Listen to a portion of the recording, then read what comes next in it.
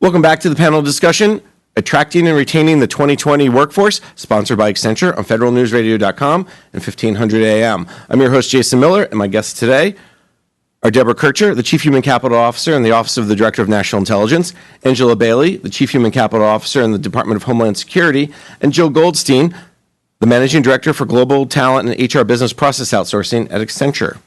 Now, before the end of the last segment, we got into the data discussion, and I thought it was a fascinating discussion because of a couple things: the evolution that's happening within agencies and how they're using data, and then also the benefit of obviously of understanding the data. As Angie, you made the great point, don't get overwhelmed by the data. But that leads me to that question of how do you not get overwhelmed by the data?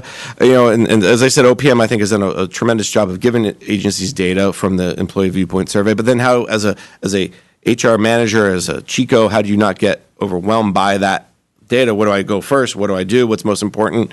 So let me throw it to Jill a little bit. And what's your advice, if you will, around the data overload? I had to smile when Angie was talking, right? Because a lot of times when you actually take a look at all the data that you have available to you, 80% of it is white noise. Right, so the idea is, what is the 20% that is truly valuable to you?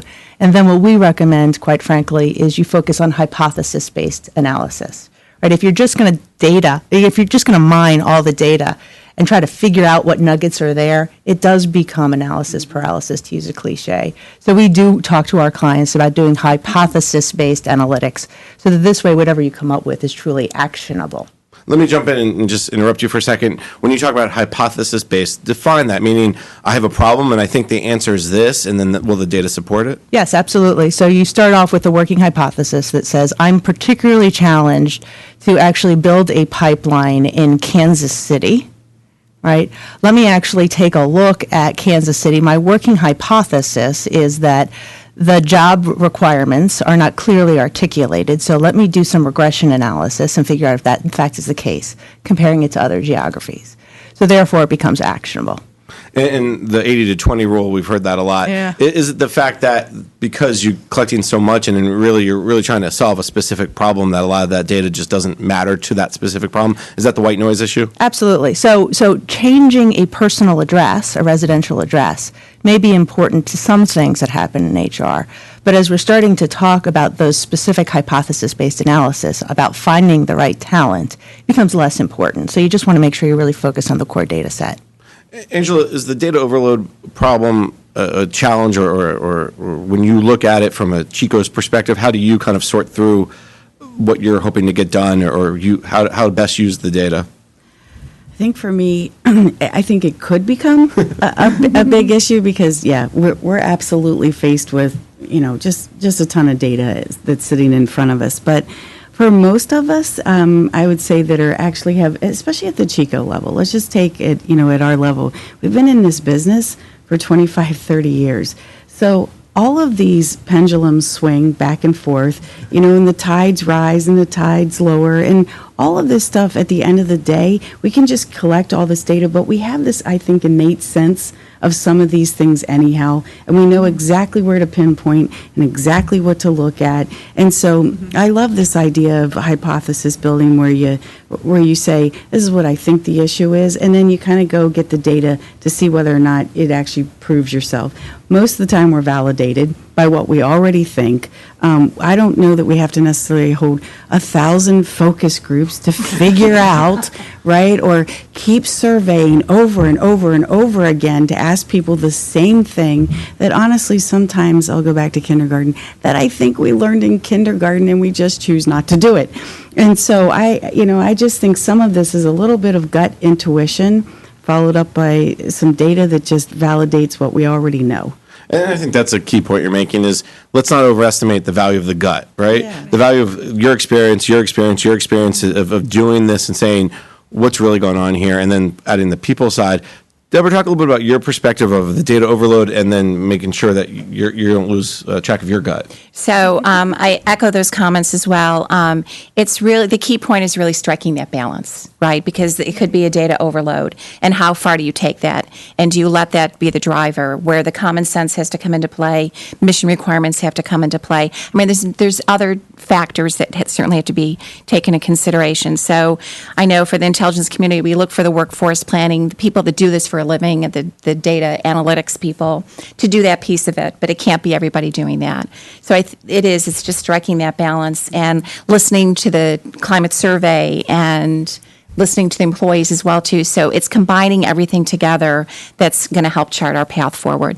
And I think it's sometimes gets lost because people are so excited about the data and the tools and the data analysis. Right. And Joe, I'm sure you guys experience this, is sometimes you got to pull clients back and be like, okay, the data may send us down this path, but hold on, what do you say? Because you've been there, you've done this, or do you get that with clients, or they get too excited about the data? Yeah, typically what happens when we work with clients is they get access to the data, and the first thing they want is a scorecard.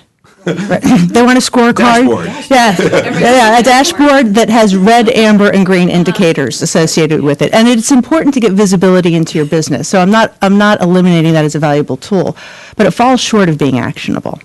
And so what we work with our clients on is to how to actually use that data to really provide meaningful insights that you can act again, because otherwise it is just a dashboard. It's one or two dimensional. And that actually is a great segue to the next piece of the discussion is okay, we've talked about data, we talked a lot about recruitment, but okay, now you got someone in and you have to retain them. You got to make sure they stay, because recruitment, as you all know, it's expensive, it's time consuming, it's not easy, whether you're in the private sector or the public sector. So what about career path, and how does that fall into this idea of better managing HR through data, through your gut, if you will? Let me turn to Deborah to start, maybe, because since you've been with OD&I and have had that experience of bringing people in, and okay, now how do we keep them? How does that data help you do that? Sure. So again, too, it's a combination of factors. So you bring in the new employees. It's all about the career pathing. And again, too, we start what we've taken a look at is the onboarding process has to start very early, because if somebody's waiting 6 months, say, for security clearance, it's important to have that communication up front with them throughout the process. So you're already developing that relationship with them. Then obviously once they get on board, discussing career and occupation options with them, making sure that their expectations are being met as well too, and then monitoring them and working with them throughout their career, offering them training opportunities, education opportunities, if they need to change or sharpen their skills, offering those opportunities, as well as workforce flexibilities. What we find within a lot of the new workforce, they want constant change a little bit more. So what we have, too, in the intelligence community is a joint duty program. And that offers employees the opportunity to go from, say, CIA and go work at FBI for 2 to 3 years and get a joint duty experience. This also helps influence and our collaboration, our integration in the intelligence community. So again, it's monitoring, working with those employees, having that constant communication, because that also works on the employee engagement side as well, too. So it's a combination of everything, but I think the most important part is working with that employee throughout their process to make sure that they're happy, obviously, and that the mission requirements are being met. And the data falls in because there are now tools, I think, that OPM has put out, and I'm sure you have it in the intelligence community, where the employee can track their progress, and their manager or their manager's manager can track their employees' progress. Is that something you guys are using? We do. We use different tools within the community as well, too. And we actually use the climate survey to a great degree. We get a lot of feedback from that, and we really listen to that. And we sometimes will go back, and I know our IC leadership takes a hard look at the climate survey results. And a result, they try to listen and make any changes to the career pathing for the employees. Now, Angie, Deborah said a bit of a dirty word in government called training. It's a very frustrating area in many ways. And I've written about this and said, instead of training, what's happening is in the acquisition world, people are just putting out new contracts instead of training acquisition workers. How do you find that? How do you ensure training happens and doesn't get lost in the day-to-day work, like, I can't have Angie leave for a week or 2 or 3 because she's too important, and if she leaves, no one will do her work. Or, I got to cut the budget, and I cut the budget in training because that was the easiest place. How do you overcome that from a Chico's perspective? Well, one of the first things that I always say to mission leadership, and at least I'll fall back on whenever, especially I was at OPM, is that I have found throughout my career that you fund what's important to you. So if you don't fund training, then the message you're sending, I don't care how much you talk about it, then it's not important to you. And so one of the number one things we need to do is ensure that if leadership development's important to us, then fund it. If making sure that, for example, our transportation security officers, our border patrol agents, and our customs and border protection officers, they have excellent training programs because they have a career path. They fund that training to ensure that they properly know how to discharge a weapon, for example, and things like that. So you're going to find pockets of excellent career pathing and training, and you will see pockets of we don't really know how to train a program analyst. I mean, because we're not really sure what it is we want them to do. And so some of it might be critical thinking that we want to do. Some of it might be, honestly, just how to play together well in a sandbox. I mean, there's all kinds of different kinds of quote-unquote training. And so we have to get away from thinking that all these soft skills, as they like to call it, is just something that we can just whack away and that it's not important. And actually put our money, where our mouth is, kind of thing. And it's interesting because at DHS, you have that difference between hard skills and soft skills. As you described the TSA or CBP, there's a lot of hard skills there. And there's a lot of soft skills. Right. I was gonna say. Okay, and there's a lot of soft skills there as well. And so I think both of those are remarkably well done with regard to training on those. And so, I think it's just a concerted effort with regard to what is it that we really think is important to us, what is it that we collectively want to train on, and then what is it that we think should be done, through an individual, what they might be interested in. And so it's just really trying to find and strike that right balance, because if you put X number of dollars into training, that might mean 2 people can't be hired this year. What? Okay. Yeah. Then you make that trade-off and you decide what's important to you. And so that's the way this goes. Jill, we talked soft skills and hard skills, and the career path piece is so important to, not just once you recruit someone, but to keep them there. React a little bit to what you're hearing from Angie and Deborah a little bit and what you're seeing from clients. I am actually seeing more and more focus on the manager as being a critical success factor in this. Professional development, career pathing, career development happens every single day when someone engages with their manager and either asks for help or guidance. And so the role of the manager really does become very important, not only providing them access to the assets that are available, but just kind of embracing an environment where training and learning and performance achievement is something that just becomes a natural part of the culture. So we can have all of the programs we want, funded or unfunded, but if an employee comes in and doesn't feel as though they're being supported in their journey of professional and career development, they'll leave. And I think that's key. What you're seeing in the intelligence community is they're not leaving because they feel satisfied, and NSA is a perfect example. We're running short on time, so before I let you all go, I want to definitely get the getaway question. I think we started with Angie the conversation, so we're going to start with Deborah for the getaway question. When you look at all the pieces we've talked about today, the recruitment, the data, the career path, what do you need next? What are your challenges? What do you when you look out 3, 5, 7 years from now? Where do you see OD&I and the intelligence community needing to go? So with that said, too, that is striking that balance, because we can do all the career planning, we can do all the targeted recruiting, but we also in the intelligence community have to have a lot of agility and flexibility with our workforce, because nobody has that perfect crystal ball. We know what our threats are today, but it's not knowing what really are going to be those threats 6 months from now or 6 years from now. So with that said, we need our area of experts, and we can put them on the right career path, and we have a very good structured training program to get them those skills. But then we also need to make sure that we have a workforce in place ready to handle those unknown threats. So that's where we have that constant balance.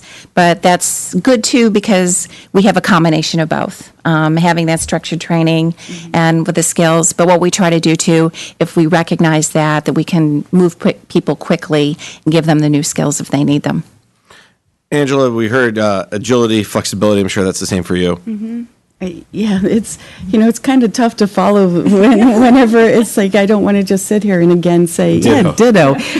But I think all of those things are really incredibly important. And I think it's just wrapping our arms around all these things and getting really, quite frankly, just very focused on what are the couple of things, 2-3 things that we can actually get accomplished, that we know are going to make a difference, that we know are going to actually, improve the lives of our employees, that's going to help us accomplish the mission a whole lot better. And so I think for me, my biggest challenge is, and yes, I am new on the job, but I really think the biggest challenge is taking all of this great big elephant, and you just take it one bite at a time, because you just cannot possibly solve all of this in one time. One of my favorite IT analogies, don't eat the elephant in one bite. Joe, you get the last word regarding trends. What should Angela and Deborah and others in the HR community really pay attention to from your perspective? Now, there are two things that come to mind immediately. I think some of which you're probably already seeing now. And granted, I'm hearing a lot more of this from the private sector, but I think it's equally as relevant. The first is this ongoing focus on consumerism, right? Our workforce is consumers in their daily lives, and they're starting to bring those expectations into the workforce in the way that they're engaged, serviced, and treated. And that starts with being a candidate. Right, so that is the one thing that we're seeing more and more unwavering focus on. Mobile technology, digital technology, using analytics to anticipate the need of the workforce and then solve for it. All of that is becoming very important. The second is that I think many large organizations are realizing that their talent pool extends beyond their permanent workforce. And that this idea of extending, where appropriate, services and programs to contractor contingent workforce in the interest of servicing the business is also becoming very important. Now, I recognize we all have to be very careful there, but they are part of the talent pool. And so we're seeing more and more people trying to figure out how to fold them in appropriately. All right, great place to end. Unfortunately, I know we could continue the conversation, but we are out of time for today. You've been listening to the panel discussion, Attracting and Retaining the 2020 Workforce, sponsored by Accenture. I'm your host, Jason Miller, and my guests for today, I'd like to thank them for their time and great thoughts. Deborah Kircher, the Chief Human Capital Officer in the Office of the Director of National Intelligence, Angela Bailey, the Chief Human Capital Officer in the Homeland Security Department, and Joe Goldstein, the Managing Director for Global Talent and HR Business Process Outsourcing for Accenture. For more on this discussion, visit federalnewsradio.com, search Accenture.